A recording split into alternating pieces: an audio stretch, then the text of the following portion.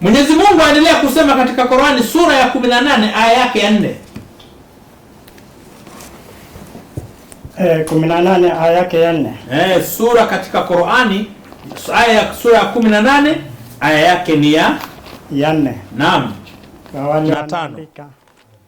Bismillahirrahmanirrahim, ndani ya kitabu ambacho kwamba hakina shaka ndani yake na ni uongozi kwa wale wanaomcha Allah.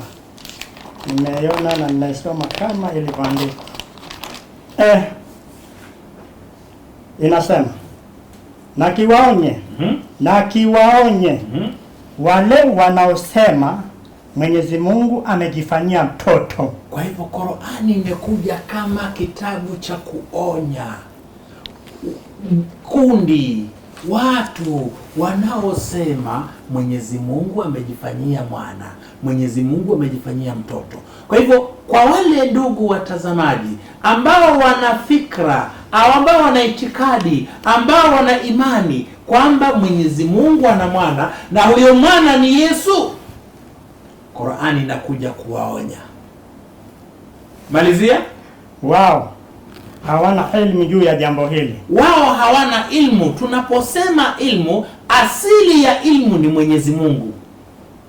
Kwa hivyo Mwenyezi Mungu anapobainisha jambo huliweka wazi kwa malaika, kisha huteremshwa kwa mitume wakatufahamisha. Sisi hatujaona sehemu hata moja ambapo malaika wameamrishwa waseme kwamba Mungu ana mwana. Hatujaona sehemu hata moja ambapo mitume watukufu wameamrishwa waseme Mungu ana mwana.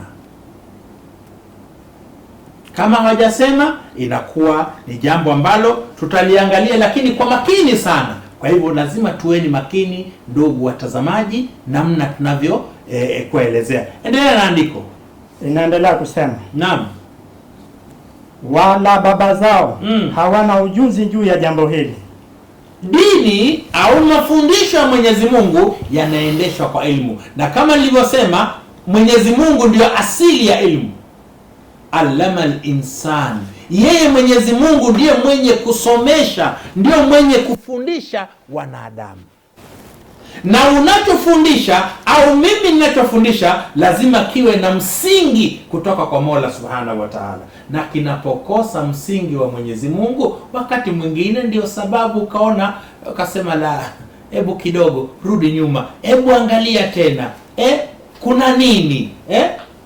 Haya ndiyo baadhi ya mambo ambayo lazima ndugu zetu, rafiki zetu wanaotusikiza wayaweke, wayadhibiti, kisha wapate kuhoji, je, nini kinachoendelea, mambo yanakuwa namna gani?